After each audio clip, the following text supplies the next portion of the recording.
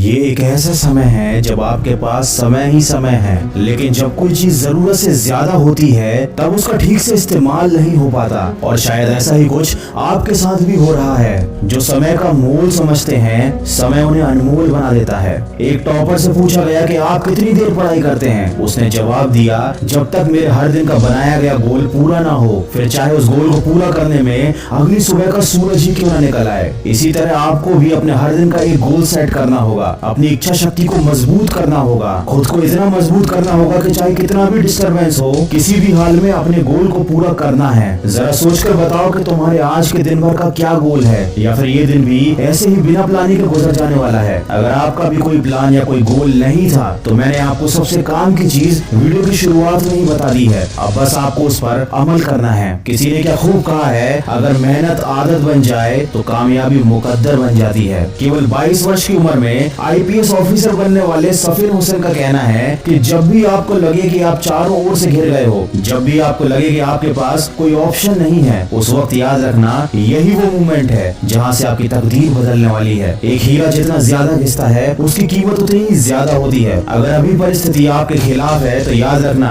आपकी कीमत बढ़ने वाली है। जरूरत है तो सिर्फ आपकी मेहनत और लगन की। हम सब में बचपन में एक आदत होती थी, जब बाजार में किसी खिलौने के लिए हम जिद करते थे तो माँ बाप के लाख समझाने के बाद भी हमको बात समझ में नहीं आती थी। जब तक हम उस खिलौने को पा नहीं लेते थे, कोशिश करते रहते थे। शायद हमारा बचपन ही अच्छा था। कम से कम किसी चीज को पाने की हमारे दिल में शिद्दत तो थी। किसी चीज को हासिल करने के लिए कम से कम हम किसी विकल्प की तलाश तो नहीं करते थे और ना ही कोई सरल रास्ता खोजते थे। वही बचपन वाली जिद हमको फिर अपने अंदर जगानी है। मन को नहीं करने देनी उसकी मनमानी है। खुद को याद दिलाओ, जो ठानी है वह ठानी है, जो तुमको भटका रही है वो सारी बातें बेमानी है। अगर आप एक मिर्च का पौधा लगाते हो तो ये कुछ ही महीनों तक आपको मिर्च देगा, लेकिन ये पौधा इतना ताकतवर नहीं होगा कि लंबे समय तक जीवित रहकर आपको फल दे सके। लेकिन यदि आप आम के पेड़ लगाते हो तो ये 4 साल इंतजार करने के बाद आपको सालों साल फल देते रहेंगे। जिंदगी में सफलता भी कुछ इसी तरह मिलती है। जितना ज्यादा और लंबा संघर्ष उतना ही बेहतर परिणाम होता है।